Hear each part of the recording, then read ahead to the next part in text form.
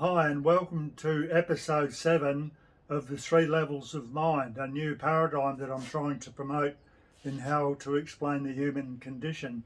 This particular episode will be called The Non-Science of Primal and Love. Primal therapy and love are two things that are key to this new paradigm, and yet there's no science or very little science around those two things. And there's a good reason for that. And the one that I keep promoting is that we're too much in our intellectual mind, and love and primal therapy both understand this. You need to understand this level of the brain to understand love and to understand what Janov primal therapy does. But science doesn't go down there because they don't really understand that part of the brain. There's some science that gets close to it, and the most important one, or the most that I've heard about, is the Harvard study. It's an 80-year-old study where they started off with 268 men way back in the 1930s, I think, and they studied them they're still studying them actually, and then now they're still studying their offspring. But what they came up with is that happiness is an important thing in life, and people at age 50 that were happy at age 50 tended to be the healthiest at age 80. But what really the science that they really need to do and start from birth would be, so they come up with the science and say the children who were loved the most in the first years of their life were also the happiest people at age 50, and also the healthiest people at age 80. So then it all makes more sense. If we're happy and have love early in our lives, we have love, and and that sets us up for a good life. Love is very important in forming a properly functioning brain. There's a study in Dunedin in New Zealand where they're following over 1,000 people, and I think that's been going for about 50 years now, and it's basically the same thing. They say that love is the best way to live your life, but the trouble is with those two things, both the Harvard and the Dunedin one, is that they don't give us any scientific explanation of what love actually is, and that's a problem. We need to understand that from a scientific point of view. We have people that understand love or understand the power of love, and I'm going to read a few items from people that point in the direction of love. And one of my favourites is Alan Watts. He was a philosopher from many years ago. Watts proposes that we need a new domain, not of ideas alone, but experiences and feeling. And that comes in with this. We don't just need that domain there, we need to bring in this domain. So that's what he's talking about. Although he doesn't directly say it's down in our lower brain structure, I trying to let you know that that's where it is. He continues, something that serves as a point of departure, not a perpetual point of reference, and offers not a new Bible, but a new way of understanding human experience, a new feeling of what it is to be I. In recognising and fully inhabiting that feeling, he argues, lies the greatest taboo in human nature. And so that's one of the biggest problems. It's the greatest taboo in human culture. I don't think we're trying to do that, but because we're staying in the intellectual mind and not understanding feelings, and not even trying to develop a science of feeling, it's a taboo. It's a taboo to go there, and we need to get over that before we can develop a science of love and a science of Janov primal therapy. Another important person was Carl Jung. I think you pronounce it Carl Jung. And when he talks about love, or he talks about stages of life, this stage has to do with the experiences of the self, the inner wholeness that cannot be understood intellectually, but only through love. Now that saying is important when people struggle to know who they are, what they're on this world for, It's a common thing for a lot of people. So this stage has to do with the experience of the self, the inner wholeness. Note that inner wholeness that cannot be understood intellectually, but only through love. So this is where our inner place is, the inner experience or inner wholeness. We need to have our brains, we need to have our brains loved early in our lives, and that sets us up for our inner wholeness. And that inner wholeness can only be understood through love. And Jung goes on to say, this love is not transference, and yet it is no ordinary friendship or sympathy. It is more primitive, more primeval, and more spiritual than anything we can describe. And although I read Jung a little bit and I don't agree with a lot of what he says, I really agree with that statement, that love is not transference, and yet it is no ordinary friendship or sympathy. It is more primitive, more primeval, and more spiritual than anything we can describe. Now, with my experience of love is such a powerful force that I would describe that as our spirituality. That's what we're all looking for. And this part of our brain down here is the primeval part, the primitive part of our brain. 650 million years in the evolutionary process to get to where we are. And so we don't understand the forces that brings. We keep wanting to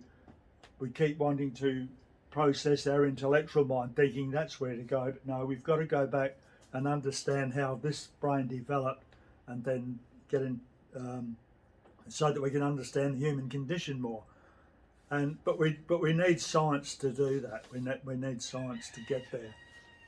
The other thing about love is that the common things about love is that people will say love cures everything and love is all you need. So we say those things, and I believe them to be true.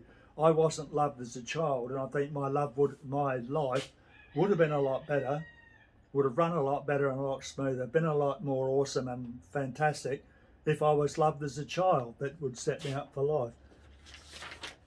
I missed out one here by Caitlin Johnston. People may not, I don't think she's particularly well known, but she says a lot of things. She's just a normal person that understands a little bit about the human condition. And she says, in the end, we are just a confused species who entered an awkward developmental transition phase because our brains evolved too fast.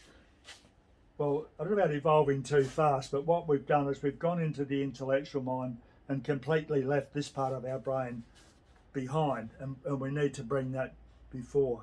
So maybe our brains did evolve too fast too. But now, if we can understand that, well, now we can stop, just steady for a while, and connect, get all three levels of brain working in order. She goes on to say, we wound up with the ability to invent nuclear weapons, but without the wisdom to refrain from building them. We wound up with the ability to write vast tomes of philosophy that contain not one line telling us how to feel content in our own bodies, on our own planet. And that's the thing that we struggle with too. We don't know how to feel content in our own bodies on our own home planet. We also wound up with the ability to construct entire belief systems that are utterly useless for living in harmony with what is. And that's one of our big problems. We invent these belief systems up in our intellectual system, and then we live our lives from that. But that's living. But you develop a reality up there that's not in tune or not congruent with what's down here, and that's what the trouble is today. Now, I'm going to put in some more video of trees to give you some idea of what I'm talking about, of where the intellectual community, the scientific community, is only looking at the top part of a tree and perhaps a little bit of the trunk, and then I'll show you another one where primal therapy and love, if you want to understand them, you need to go deep into the root system of the tree. And I believe these two little short videos really set the scene for what I'm talking about. I want to use this tree to represent the mental health industry at this stage of evolution. If we go up to the top of the tree, that reflects our intellectual mind, with its thousands of different views and thousands of different ideas thousands of cures and thousands of ways to try and fix things. And it's just nobody can sort that out. It's difficult to sort all that out. But you'll notice that as we come down, the limbs get thicker and thicker to the big branches, all comes down to the base of the tree at ground level. And that's where the mental health industry is at the moment. They can't go beyond that part of the tree. They don't understand what lies underneath the ground to give us what we can see above the ground. This tree represents my journey through primal therapy. Up here I suffered from depression, anxiety, low self-esteem, and I was searching up in those branches in my intellectual brain to find out what was going on. But there's just too much to sort out up there. There's too much to think about, and couldn't find any reasons or any causes up there. So eventually I went to primal therapy, and they showed me how to express my feelings down through that, represented by the tree trunk. And then when you understand the feelings, you open up into the brain stem or the midbrain area of the brain, and you shift away the primal pain represented by that sand heap. You wash away the primal pain and you're left with pure roots, the pure roots of who you are. Love contains love, healing capabilities, contains all the information that you need to live an awesome life. And that's the strength of primal therapy, but that's what the mental health industry struggle with. They only understand the tree from perhaps halfway up the trunk to the top. But if we want to know really what's going on in a human life, we need to go down and explore our root system in the midbrain and the brainstem. That's the secrets of life down there. There is a lot of money being spent on research into the human brain. We've spent vast amounts of money over the years trying to understand the brain, but it's not working. But it doesn't stop people from trying to understand the brain and throwing more money at the research. At the moment, there's a lot of money going into a worldwide research thing that's called the Strategic International Brain Science Research Promotion Program. It's many countries are involved in taking parts in a coordinated understanding of the brain. And Japan is doing their part by brain mapping to gain an integrated neurotechnologies for disease studies, and that's under the Brain Minds thing on their webpage.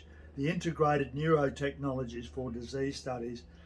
And what they're doing is they've got macaques or some other mammal that they're looking at their brain and looking at how the actual physical brain works. Like you get right down to the atoms and the molecules, I guess, and those synapses and whatever else. And what they're trying to do is to inject a certain medication into specific areas of the brain. Now, so that's where they are. That's what I would call a physical aspect of the brain. You're trying to introduce a physical cure to the brain. But so what they need to do is let the primates go and actually do primal therapy and understand this part of the brain. That's the only way they're going to understand the brain, because when you go from the intellectual into the feeling, there's a gateway there, and when you cross over that, it's like nothing you've ever experienced before. You go from intellect to feeling. Oh yeah, I've got a feeling part to my brain. And then after many months, you go through the next door from feeling into sensation, down into your brainstem. And that's even more profound, that because we are sort of 2 steps removed, intellect, feeling, and then down in here. And you open up that doorway. And when you're down in there, you'll know that the way to healing is to get the primal pain out of there. And that doesn't involve any medication or any physical aspect of the brain. It involves more the spiritual part of the brain, understanding the spiritual part. That's what I want to say about the orthodox medicine tends to be physical, looking at brain thing, and then we've got looking at the physical parts of the brain, and um, then we've got the spiritual type people looking at spirituality, but they talk a bit of nonsense too, because they're probably on the right track a bit, but they're not really understanding. So what I like about Janov primal therapy and going down into here, it brings both those worlds together. You got one on one side, one on the other side. Well, it brings them together so that we have the physical aspects of it, but within the physical aspects, that generates the spiritual side of life, and it's the spiritual side of life that we need to fix, so that more so we need to fix the spiritual side of life, because that will fix the physical side. The spiritual comes first. The way our electrons and our atoms and that spin around in our bodies, creating what we register as a spiritual aspect to our lives. We need to get those spinning in the correct way so that we function better as a spirit. Function better in a physical sense. So a lot of our physical problems are caused by a disorganized lower brain. So Japan's doing this work on mammal brains, but they won't get anywhere because they're not understanding the spiritual side of it. You can't understand the spiritual side of it through looking through microscopes. You've actually got to live the experience, and that's where the problem of science comes in. All scientists one day will have to do Janov primal therapy so that they understand those concepts. Otherwise they're mucking around in the dark. Now there have been people that have had a look at primal therapy and read some of Janov's books. So I'm going to read 3 or 4 things just to say this is where our science needs to go. And so I'm going to start with a guy by the name of Paul Thompson, professor of neurology at UCLA in the United States, and he's talking about Janov. He is the best writer today on what makes us human. He shows us how the mind works, how it goes wrong, and how to put it right by this. I learnt this sequence from Arthur Janov, and how to put it right. He presents a brand new approach to dealing with depression, emotional pain, anxiety, and addiction. So there you have it, and this was a lot of years ago. He presents a brand new approach to dealing with depression, emotional pain, anxiety, and addiction, and we have no science anywhere looking into that. People won't even go to the centre in Los Angeles, and I've taken this theory to universities here in Australia, to 3 or 4 places. I just get laughed at, or they don't want to know it, or a lot of them have got gatekeepers where you can't get past the receptionist, and where I have managed to get past the receptionist, I've been told that everybody's too busy on other research projects, so you just get brushed aside. Now the other one that I like, and I've read one of his books, is Jack Panksepp, the PhD. He's from Washington State University in America, and this is what he says: without an accurate developmental history of troubled minds, coordinated with a recognition of the primal emotional powers of the lowest ancestral regions of the human brain, therapists will be lost in their attempt to restore psychological balance. And that's where we are now. Therapists will be lost in their attempt to restore psychological balance. How true is that today? So why don't they do something about it? And then another one is Luke Cozzolino that I read many years ago. He's a professor of psychology, and he talks about Janov like this: Janov's long-held belief that the brain, human development and psychological well-being need to be studied in the context of evolution. A very important point. I agree with that. It needs to be studied in the context of evolution. 650 million years of evolution, science tells us. From the brain stem up, that's very important. So here he's talking about the 3 levels of mind here, from the brain stem up.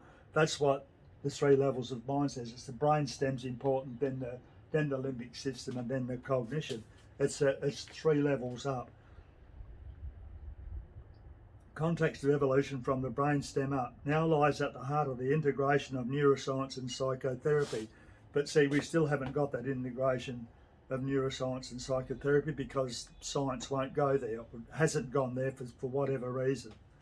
And then another, or the last one, I mean, there's a lot of these, but I've just picked out 4 of them. And the last one is from a KJS Anand, a professor of pediatrics.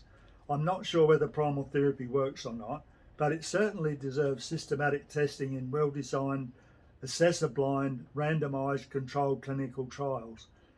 So there you have it. There are 4 pretty well-known professors in America that say we should have a science of primal therapy and we should have a science of love, but we haven't gone down that road. So it's my aim to try and get that into a university somewhere, but whether I'm successful or not, I don't know. But I'll keep trying, and it's one thing I would like the listeners, the people who follow me and listen, to tell other people about it. And if you know somebody of influence, tell them about this, because I just think it's so very important that we turn around where we're heading as a human species. And the way to do that is to get a science of love and a science of Janovian primal therapy. I really do understand that we need a science so that people will understand it and they'll believe it. Here's hoping.